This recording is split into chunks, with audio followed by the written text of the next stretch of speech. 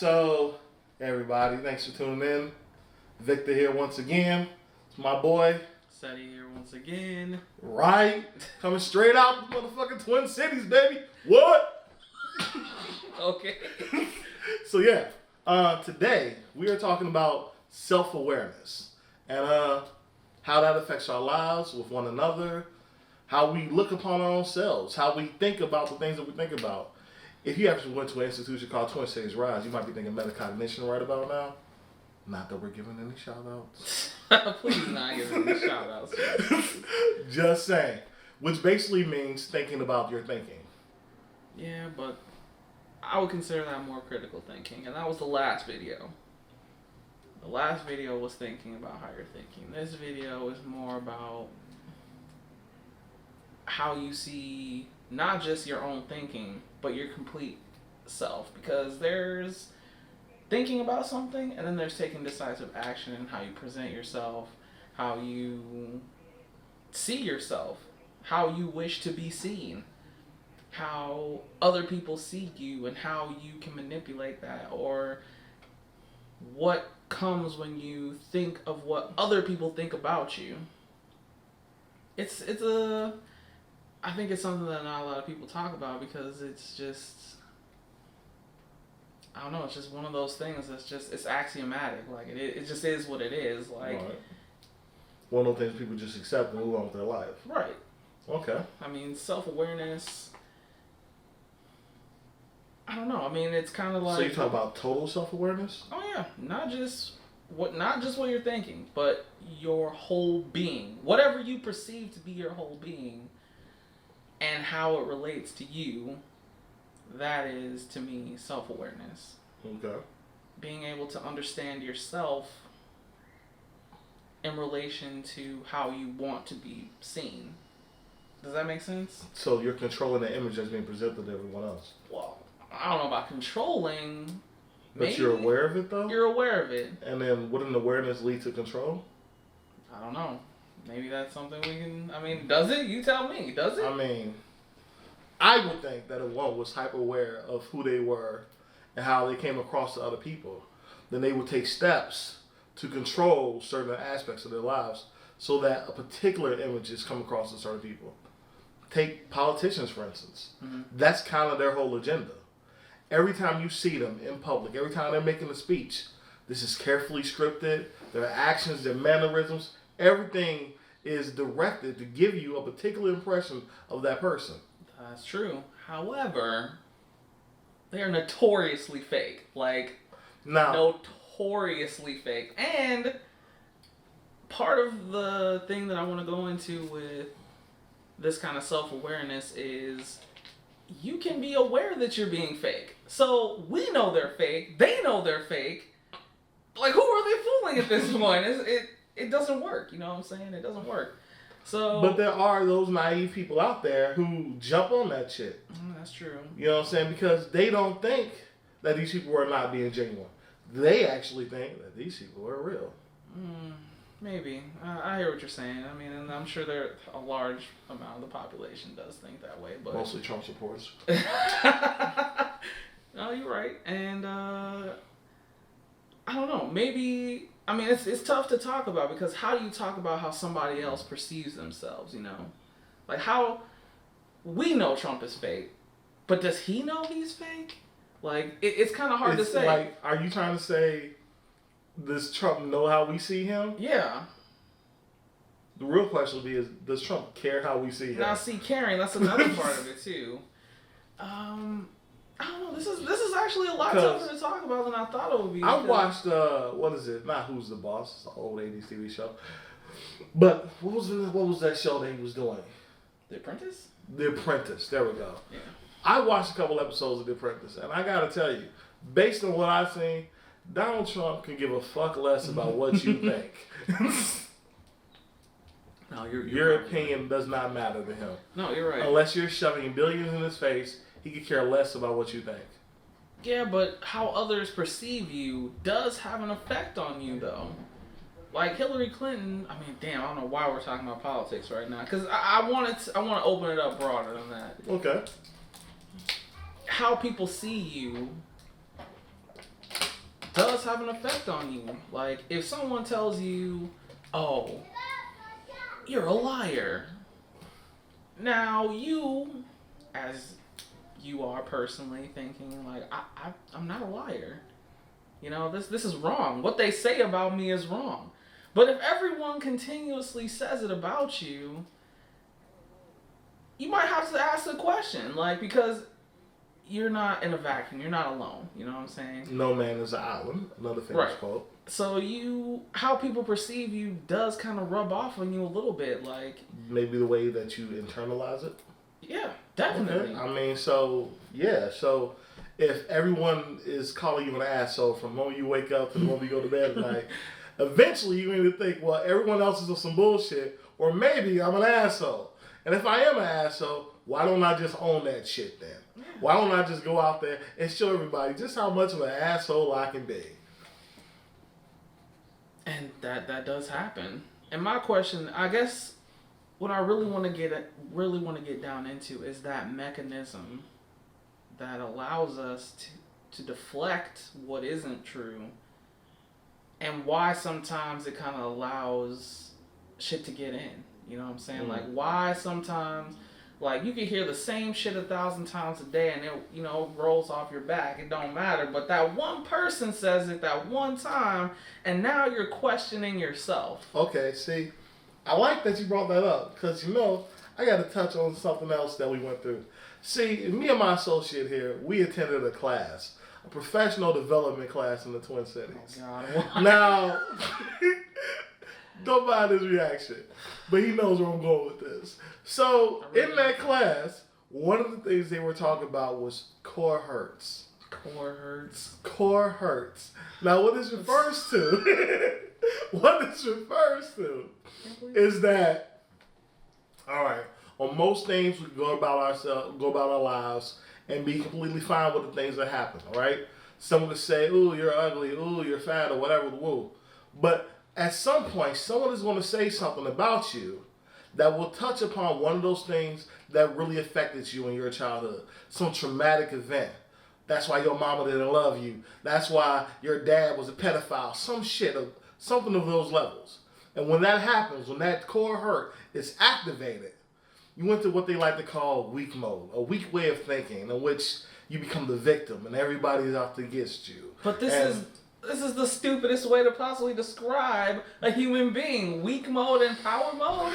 That's retarded, because we are not fucking on and off switches, okay? We are multifaceted beings with unlimited potential. All right. Are we not biological machines, though? Yeah, but that means we're biological machines containing systems. Yeah. Systems which can be turned on and turned off. Sorry, but every system that I have, I'm aware of, okay? And I can control my actions and reactions to other people's actions. So I don't think it's as simple as... I would think that the hyper-aware, self-aware individual can do that. Yeah. That person can do that. But the average person is not that aware. The average person cannot just simply control their reactions. The mechanism, the control. Right. Like, so how did you go from being that one person who let everything affect them to being that one person who controlled what affected them and what not affected them? What was that transition at? What occurred? I don't think it was any one event. So it was a series of things. I mean, I don't think... What is the mechanism? That's a good question. I mean, I kind of want to figure it out, because there are some people who, I don't know, they're just so in tune with what they believe that they are. No one can really shake that. And in my mind, that's kind of a good thing. They're not really letting other people's stereotypes get in and kind of like change who they are. Wait, hold on. I seem to recall in the last video, though, how we were talking about how these religious zealots, right, who devote their lives to this belief in their whatever God is, they're living their lives with these permanent filter on. True. Now, it kind of sounds a little similar to what you're saying now, except now it's not based on some book. It's based upon their belief upon themselves. But that still is putting that filter on. Yeah, okay. So... And I might agree with you on that. There is a filter there, definitely, because I don't know. I think once again, maybe it has something to do with what you feel you can change and what you feel you can't change. As far as self awareness goes, like you're aware of what you can manipulate within yourself, even if you think you can't, you still know that it's possible to change. So maybe it's good enough to know that you can change, and what people say about you doesn't necessarily affect you in a negative way. Does that make sense? It's possible. It's possible. I mean, I don't know, dude. Like I said, I think this is really a lot tougher to talk about because I want to get down to the point of not only our own self-awareness, but then our ideas as well and how we project those ideas onto other people. So it's kind of weird because we're talking about an interaction, right, from the perspective of the self, which is the only one you have. But there are other people that have this self-awareness as well, and they're constantly taking their own self-awareness and putting it on you to think, I guess empathy is the word. Okay. They're constantly reaching out with this self-awareness and saying, let me just, live in this guy's shoes. Or here's what I think about, here's what I think that this guy is thinking about me type of shit, Right, but you really but really what you're doing is just projecting your own self-awareness onto the individual. Yeah, you are. Because you can't know what other people are thinking or what they're going through or how they lived. But we do it all the fucking time. We do it all the fucking time, and it's, I don't know. To me, it seems worrying. I don't like it. Maybe. I mean, because that's what leads to those assumptions, those snap judgments and shit. You see the guy with the one Timberland, one flip-flop, you think, oh, that's a crackhead. Right. And that's just how you think. That's your quick assessment of that character's person. That's their whole life right there. One Timberland, one flip-flop, he's a crackhead. That's the end of the conversation. That motherfucker might be a scientist. He might be another motherfucking Einstein just wandering the streets. But that's not what you thought when you saw him. Yeah. Your instant self-awareness looked at him like the eye of Sauron, found him lacking, and turned away. That's exactly what happened. And I mean, it's not just that though, but then, okay, so we do this to other people, but then other people do it to us, and when that happens, when someone sees you for the first time, you instantly kind of put a mental image of what they're thinking about you onto yourself. So it's hard to come across as genuine or hard to come across as, hard to behave normally around new people because you're instantly thinking about what they're putting on you. So you've already put something on them. Like, oh, this... So in these new social interactions, everybody's being ultra defensive because they're all wondering what the other person is thinking about them. And yeah, it creates a bit of a problem. There's some tension. A lot of tension. And even just talking about it is giving me kind of a little bit of tension because this is something that people don't really talk about. Like, we've come up with a word for it, and that word is stereotypes. It's an easy, kickback, kind of just like, fuck it way to just make judgments about huge groups of people. So that if you interact with someone new, you're not gonna be completely surprised. That's the hope. That's the hope.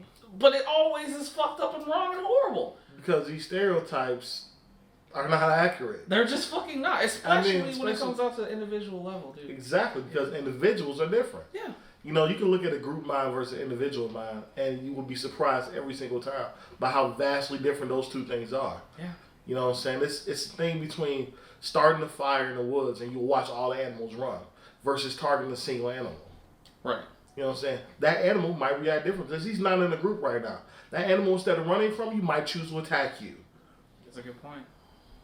That's what you got to think about. I mean, and that's that self-awareness right there. So you got to realize that when you're dealing with an individual, you got to approach them on an individual basis. And hopefully, without any assumptions, without any stereotypes, be completely open to that new experience, that new person. I think and say...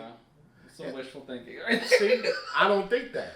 The reason I say it is because that's what I try to do all the time. Okay. I try to take an individual, not at face value, not the one Timberland, one crackhead, not one Timberland, one flip-flop, that's a crackhead, and leave it alone. I try to see that's an individual, and I don't know what they're going through, what they're thinking about, what they have on in their life. But I want to get to know that person's story. I want to know what's happening with them. I want to connect with that person. So is that my empathy? Is that my self-awareness reaching out? Not so much to project upon my assumptions or thinking of that individual, but to see what's there. Okay. That's so what I'm maybe going you're just for. a natural. Maybe it's you're just a naturally more curious person, naturally a more empathetic person, and maybe you just naturally kind of maybe it's your personality that just not necessarily take people at face value, but allow the situation to form in real time, not necessarily trying to come at it from any angle, but just letting it be what it is in the moment type shit. Right. I mean, well, in certain readings, I'm not going to go into what I've been reading, but in certain readings, one of the things they talk about is dwelling so completely in the moment that everything outside of that moment ceases to exist. And then once you've absorbed everything you can from that moment, you let it go completely and move on to the next. So when I'm a common individual, that's that moment, that's that experience. I need to get everything I can out that moment. I need to know that person's life.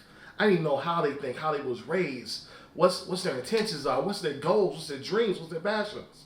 And in that moment, I care completely. If I can help you, I will. I will do everything that I can for you. In that moment.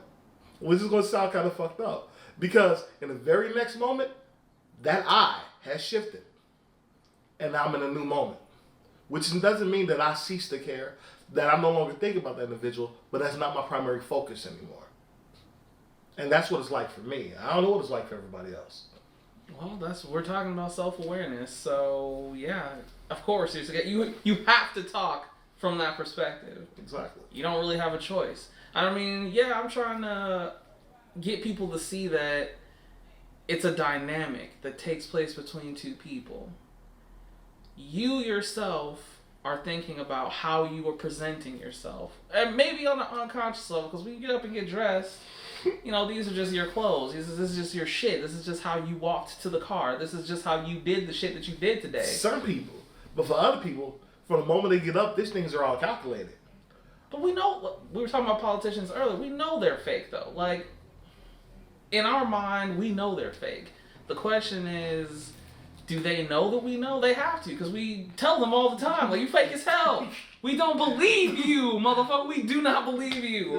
But if they're not really self-aware, if we're not touching upon their core hurts, maybe they don't care. Maybe they can just shut that shit off. So what you're saying is, unlike you, who is a person who cares, there are just some people who just don't care about what other people think. Yes, I would definitely say that. Okay. I mean, or what I've noticed in a lot, because I talk to a lot of people. I mean, if you've ever seen me in real life, you know that I talk to a lot of people. As I told you about my moments, as I told you about my experiences, I am trying to engage. So yes, I have a lot of random interviews with random people on a daily basis. And one of the things that I can tell you, based on all the conversations I have, that a lot of people choose whose opinion they care about. So for a lot of people, what that means is Tom, Dick, and Harry can say whatever the fuck they want about me. But if Sally says something, that's a problem. Now I got to address that. That shit means something. Those other people didn't even really exist. And it's sad to say that, but I see that all the time. These are the things that I hear.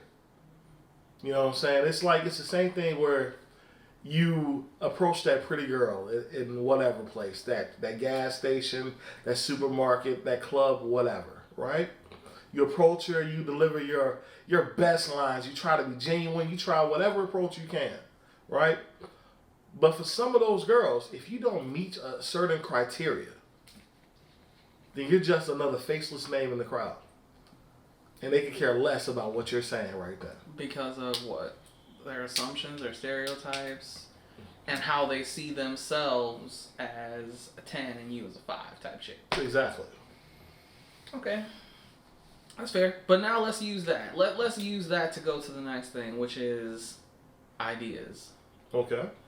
Now, where did she get the idea that she was a 10? Like, where did she get the idea that you were beneath her? Where do you get the idea that you need to approach her and not that she needs to approach you? Where do you get the idea? You know what I'm saying? Like, there are ideas. Blame media. The media? Come on now. Because so more there's than that. it's media and there's family and there's culture, right? Because okay, there's certain cultures that tell you like okay, there's classes that exist. All right, you can't be with that class because they're a lower class. You need to be aiming for that class, you know. Okay. Or here's another example. There was a skit that Eddie Griffin had made, and he was talking about hoes and pimps. Oh, wow. And what he was saying was, you know, everybody always come down on the guy and shit.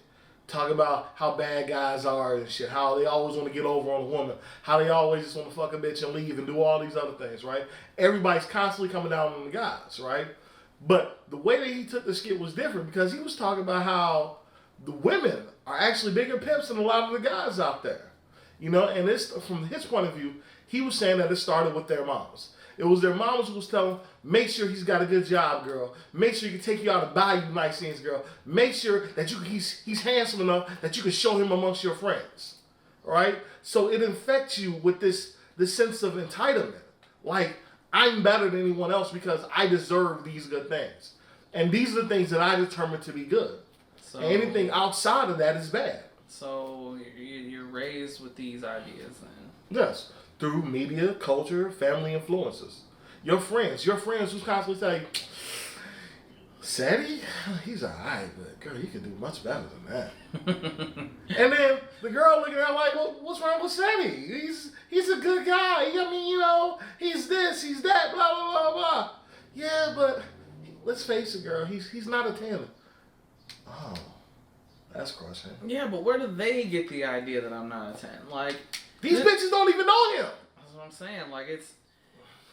And I'm trying to stick with the self-awareness dynamic because self-awareness is something that we all have.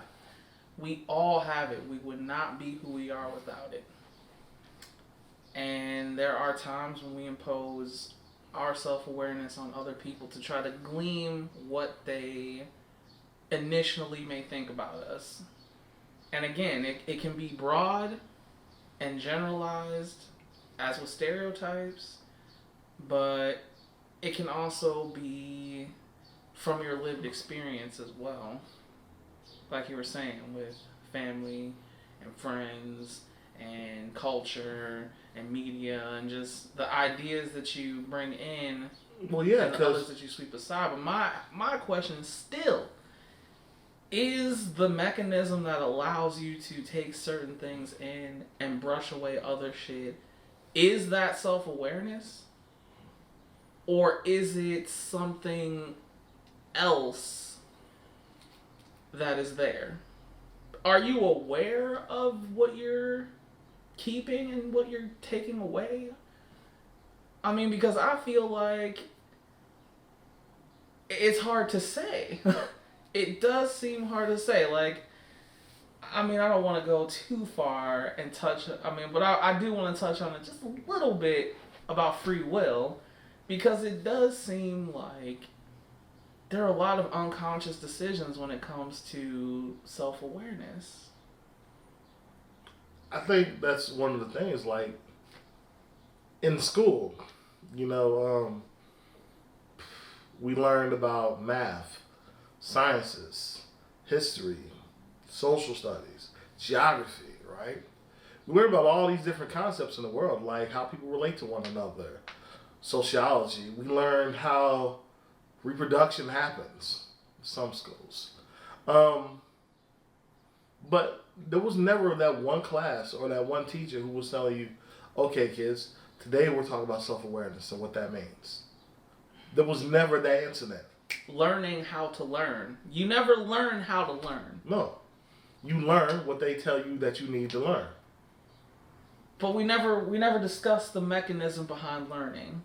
We just absorb, and that's it. Well, I mean, you know, psychologists, they have their experiences, like that whole bubble experiment. What they talked about social learning. Like, a lot of times, people merely get their cues from watching a group.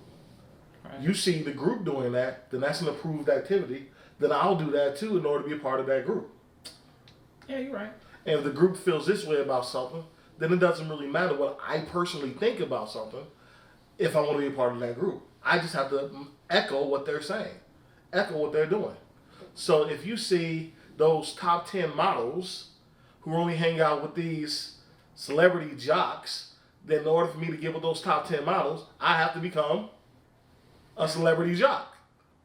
I have to become, again, self-aware of what you have to become. Right. You just know what you have to do to be there.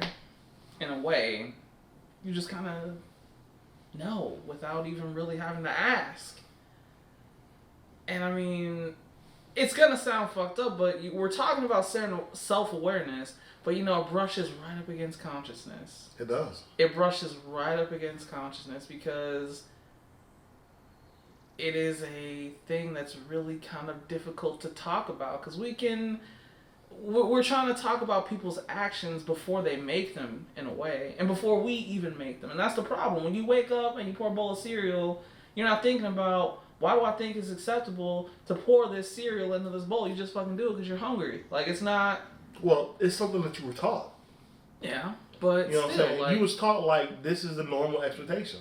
That was a group mode teaching. That was your brothers and sisters growing up. Okay. That was your mom who was feeding you that cereal when you first got up in the morning. Yeah. So now, okay, on that note, I was thinking the other day as I was tying my shoes, I don't remember learning how to tie my shoes.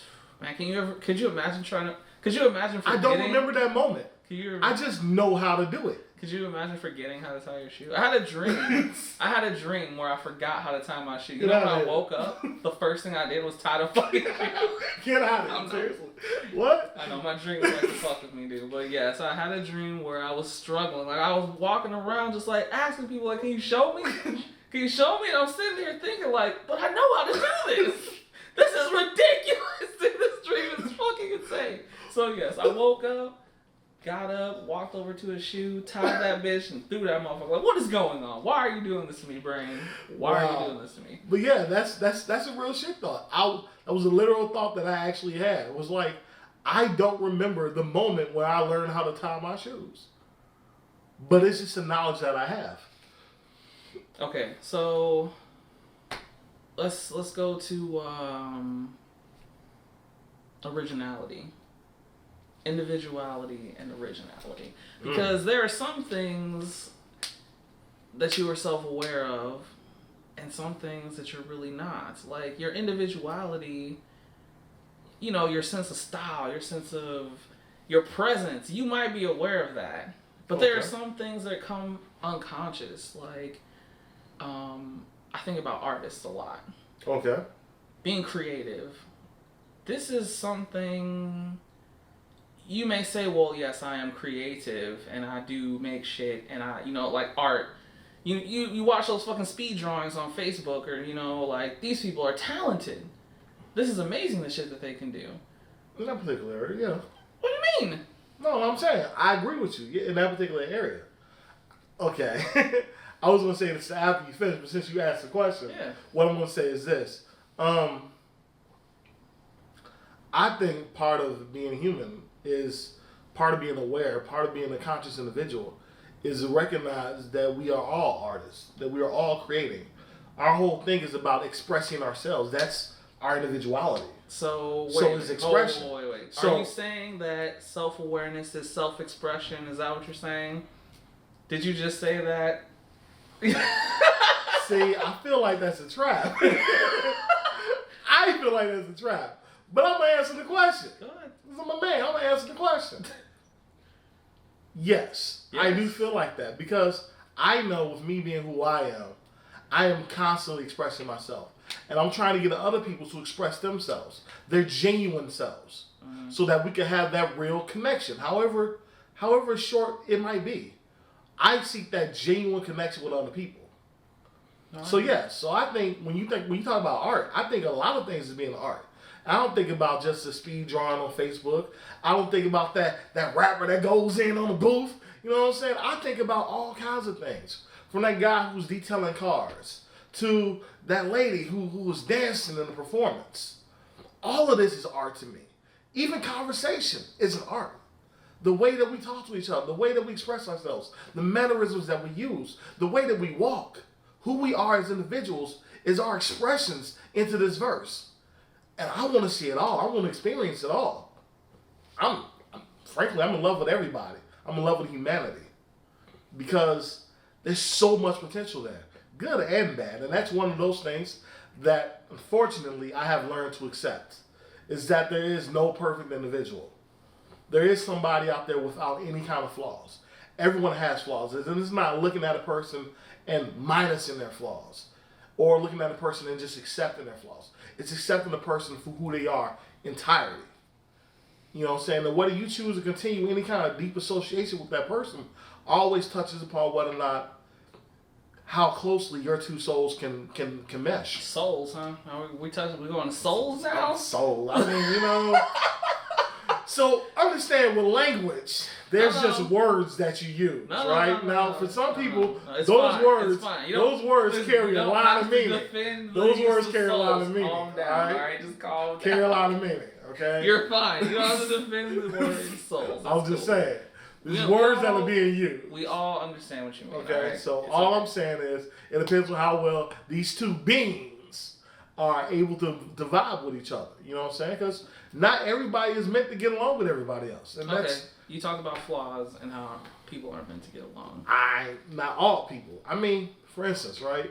I probably meet at my job a good 100 people a day on a light day. And yeah, a lot of those people I don't want to spend a whole lot of time with. Why? Because all right, now there's an idea that you have. And by expressing your idea, you must be aware of your idea. Because we kind of said that, or you kind of said that self-awareness is expression. Self-awareness is self-expression. Right. So here you are espousing an idea. Why do you feel that you don't want to hang around these people? Like, where did you get that idea from? Where is this coming from? And the reason I'm going to say this is because I know for my own self is that being around some people fill me with energy. I get charged off the experience of being around that person. Learning about them, interacting with them, just being in their circle. Certain people I get that experience with. I get that charged feeling. I get energized. I want to keep that going. That's that date that never ends. That's that friendship that just keep going. And then there's other people who I get around and I get drained. Like they're psychic vampires. Okay? Like as every other word is just pulling the life force from my body. I am decaying inside every time I talk to you. And that's messed up. I wish it wasn't always like that. But for a lot of people that I've encountered with, that is the case. There's drainage that occurs. So I tend to limit my time with them. Does that change who I am as a person? No, because I'm still genuine with that person. I still try to assist them when I can. I still try to get to the core of their story. I just know that, self-preservation speaking here, that I can't be around that person for long periods of time. So I do what I can in the shortest amount of time possible, and then I move on to the next. That's what I do. It works for me. Okay. So you got your own ideas, and you have your own self-expression. Indeed. Just as you have yours, from my observation. And everyone has their own. That's pretty obvious, I think, at this point. We're starting to understand that, although very complicated, self-awareness is something that we all do, and we all have. Right. Okay. Now, the degree to which they have that can vary. I don't know. What do you think? Some people have a diminished capacity? I mean... Not necessarily a diminished capacity, but a diminished level of self-awareness. Stereotypes come into it. So that means you're picking up on how people perceive others and you're internalizing it. What is the mechanism that allows you to internalize some of it and not other parts of it? You know, what is the mechanism that allows you to do that? Because everyone has it. It is... I don't want to say that it's consciousness, and I don't want to say that we're really self-aware. We're not really aware of what that mechanism is. It's just... I don't know. I've heard it called zeitgeist before, which is a word that means the spirit of the age. it is just kind of like an accepted thing. Like people don't, I don't know, they don't really question where their ideas come from, and they don't really question how they got their ideas.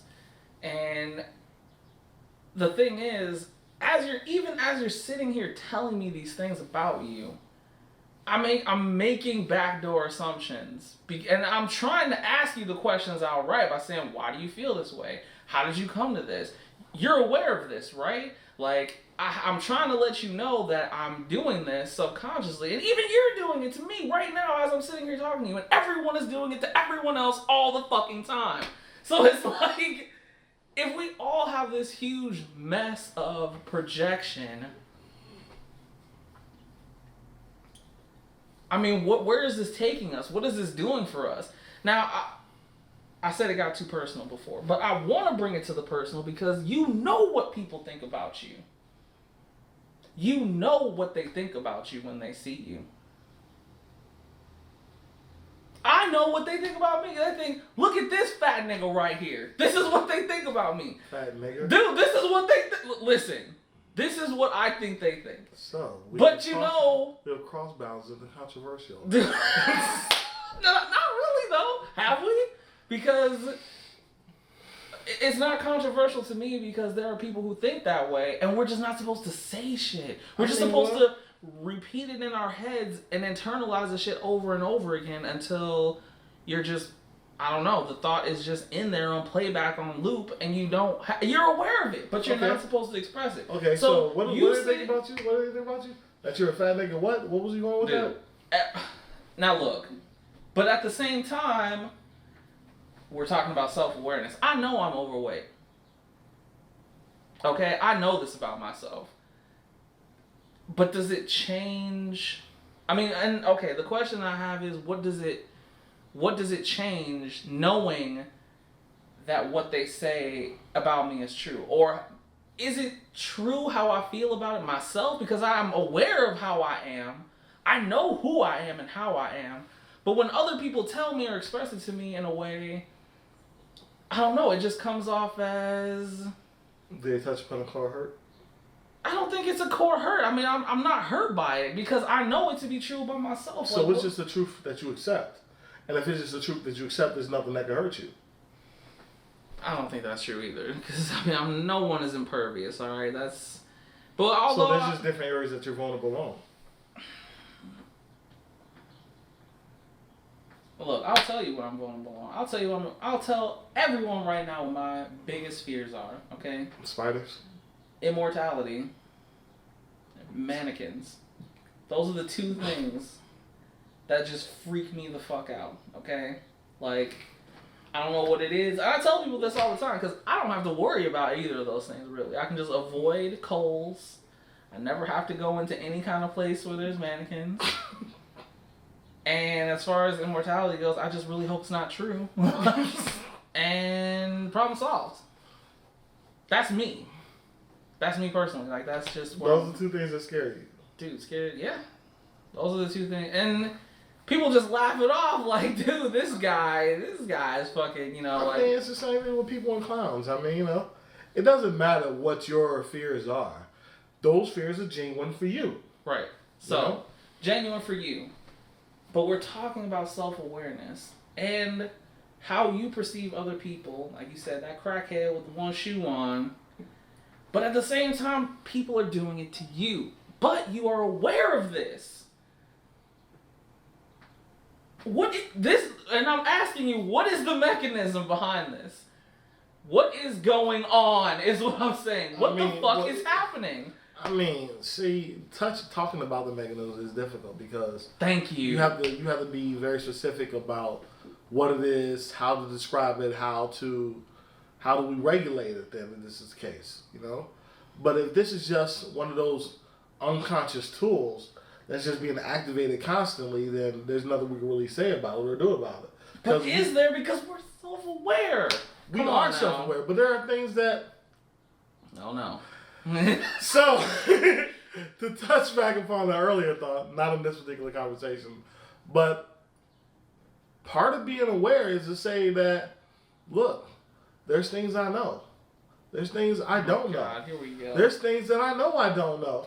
And there's things I'm pretty damn sure I don't know that I don't know about. But we know about this. No. What we know is that there is something happening. We don't know why it happens, how to control that it happens. Hell, we can't even properly, in this time that we've been talking today, we can't even properly describe the thing that is happening. But it is. All we know is that there's this thing in between those two concepts. And so we say things like, oh, well, it's a tool. It's a mechanism. It's something. It's learning. It's whatever it is, it's there. But we can't put it into words yet. We can't fully describe it yet. We just say self-awareness. We just say self-awareness. Now, but see, at the same time, though, I think, and I like what you said earlier, because you said self-awareness is self-expression. And that is the best definition that I've heard, because I don't want to bring it to a level of consciousness. Consciousness is a little bit different to me. Consciousness is just that pure awareness, you know, that just doesn't really, I don't know, it's like an unacting, possibly unfeeling, you know, a lot of people just, it's something that we don't really experience. Because, I mean, again, touching on free will, I don't think we've ever experienced, I mean, maybe we have it, but I would say we're more self-aware than conscious. Because we already know there are unconscious things about us. We have a subconscious. We talk about the subconscious, but we don't really understand it. So that's why I say I feel like we're more self-aware, because we can say, hey, this is the shit that we don't know. And we know we don't know it, and that's fine. And we just walk away and just let go about our lives. Well, meanwhile, there's one scientist working in a lonely lab somewhere trying to touch into that very subject. Yeah, there is, of course. And we are right now as we're sitting here. So, I don't know. It is difficult to talk about. But I do want to talk about it because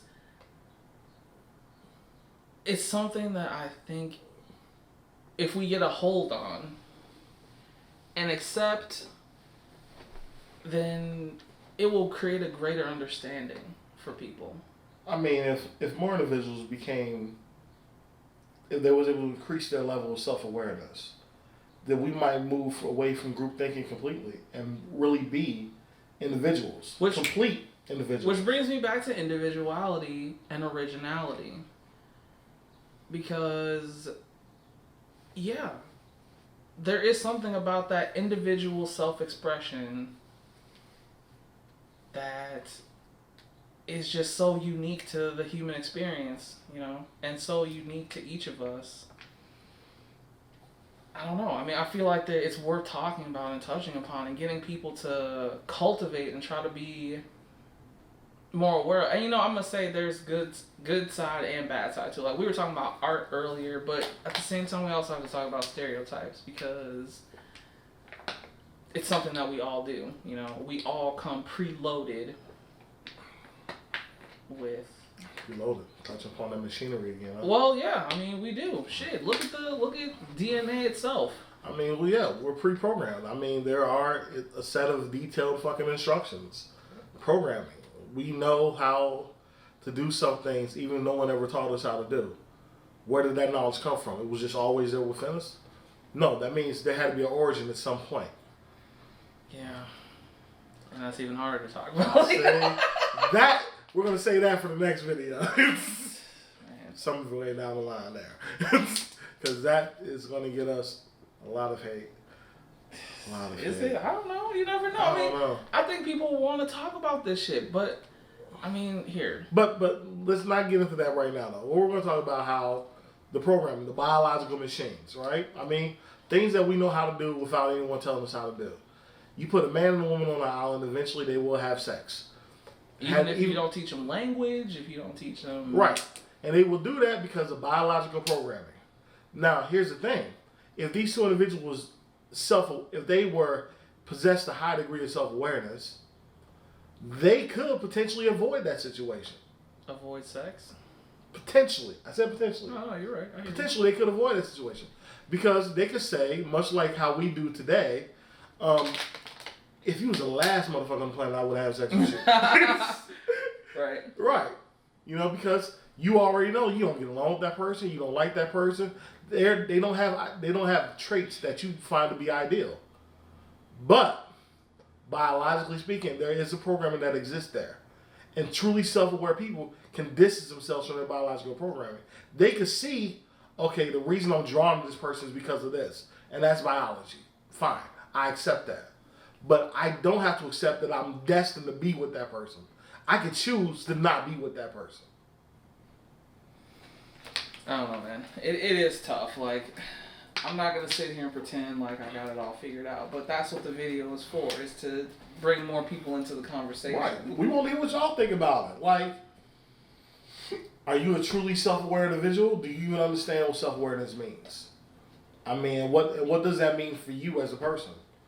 Do you understand what the fuck we're talking about? Like, Exactly. Oh, And how does it affect your life? How does it affect your relationship with other people? And are the people that you deal with self-aware? Do they even know what self-awareness is? That's a good question. See, I mean, I don't want to get off. And do you surround yourself with people of like-minded? I don't want to get off into the weeds, but again, when you see someone, you automatically put that, like, you know, you put their perception on them unconsciously, in a way, almost. But maybe there are some people out there that don't have that. Maybe they're just husks walking through the streets, mimics that are actually not even fucking... I mean, they might be those biological machines that are not working the same way up here. They might just have evolved directly next to us. They could be bots. You never know. I mean, I know that sounds super fucked up. They could be bots. I mean, where do we even get that term from? But they could be bots. You know, because if we could say every human is biologically, scientifically speaking, we could say every human is a biological machine. That's true. But that doesn't mean every machine that comes off the assembly line is the same machine. Indeed. They might have the same basic blueprint, but there's tons of alterations that could be made on that line. Mm-hmm. I mean, you know, because not to go into Terminator speak, but you know what I'm saying? This is the T-800, I'm a 1000. Oh, wow. No, you're right, though. But I'm just saying, people, although their base could be similar, they'll put one pants leg on at a time, you know? Shit like that. But there's other things that can separate them that make them completely different. Maybe they don't think in the same way that we think. We know what is it? From autism to Tourette's, that different people have different ways of thinking. Different psychological disorders. Right. Their neurons connect in different ways. Different synapses were activated with them. And so based upon that, yeah, there's the possibility that there are people walking around us who are biological bots. Now look, that was my idea, okay? So maybe people are gleaming some insight I said from possibility. No, it's I mean, I'm not saying it's impossible. I'm just saying, yeah, everyone thinks differently. But maybe there are some people that don't have this unconscious mechanism of self-awareness that I'm talking about. That's true. I mean, you take people with autism, and a lot of the things that people with autism tend to lack is empathy. Yeah. They tend to lack that ability to relate to other people, or even try to imagine what that other person feels like going through their experiences. And then you have the sociopaths who perfectly blend in. Those fucking chameleons right there. Right? Fucking chameleons. Now look, that motherfucker is a G in every situation. In every situation. But you know why though? Because he's thinking about killing you in every situation. I don't want to bring it to the level of paranoia. I don't want to bring it to that level. I just want to bring it to the level of FBI awareness. says at any given time there's 200 serial killers active in the United States. See, now you're bringing it to the level of paranoia. I'm just saying. That's not what I want to do. Do you know your friends? Do you know them? Or do you think they do? I mean, because Gacy, basement in the walls, people. Just people in the walls. Just fucking stop. I'm all just right? saying. Just saying. You know, I'm just saying. Do you actually know your friends? Do you know them? Okay. All right. What do they do when they're not around you? What do they do? But at the same time, thinking like that, And being aware that you're thinking like that is the self-awareness that I'm talking about. And it's something that you just do. And other people do it. Everyone else fucking does it. And it might be fun to assume that, and of course we already made examples where there are actual people who have mental disorders and they do think differently. But the vast majority of us have, don't fucking make See, I always give him that look at Tom like this because he's making assumptions again. Yes, He wants to say shit like the vast majority of people do this, think like this, act like this. It's a stereotype. He hasn't met the vast majority of people. It's a stereotype, I get it. But in your lifetime, you probably met what, 10,000 people? The point is 10,000 in a world of almost 8 billion. But he gonna say the vast majority of I'm people. gonna say the vast majority of people, yes I am, okay? It's bullshit. I'm gonna say I'm gonna say 99% of people, okay? Wow. We would not have gotten this far as a species without self-awareness. Alright? Okay. Well, we wouldn't have. Don't just say okay and brush it off. No, it's fucking true, alright? We would not have gone this far. We would not have been able to build cities. We would not be able to have law. We would not have art. We would not have technology. We would not have we would be animals still, okay? It is that we are animals. We know we are. I'm not saying we aren't, but this self-awareness is allowing us to, like you said, two people on a fucking island can choose not to have sex now. It isn't going to be a fight for survival, although sometimes it does feel like a fight for survival out in this motherfucker, especially if you ain't got no money, but... See, now you want to talk about economics and poverty and classism. No. So that's whole different topic whole different right shit. All I'm saying this is not that video. No. That one's coming. This is not it yet, though. We should do that video. We should do that video. Damn, then we can talk about money. That'd be great. Money. We can talk about money, son. How motherfuckers think they got money, but they don't got money. That's... Man, we might as well... That's a good fucking video. We might as well just start that shit up right now. You think we should go? Well, first, let's end this video. Okay, alright. So, we're going to talk about... no, stop that. So, in this video, we talked about what self-awareness is, what it means, and how some people view that shit in their lives. The question that we want to ask to you people is, how do you view self-awareness? How do you comprehend what that is to you? Do the people in your life have that self-awareness? Are they aware of what self-awareness even means? I mean, and we want to hear your thoughts, your comments. Hell, even if you just did not like this image in the back of this video here, tell us what you think. Tell us what you want to see. Tell us what you want us to talk about. I mean, this is that channel. Let's talk about it.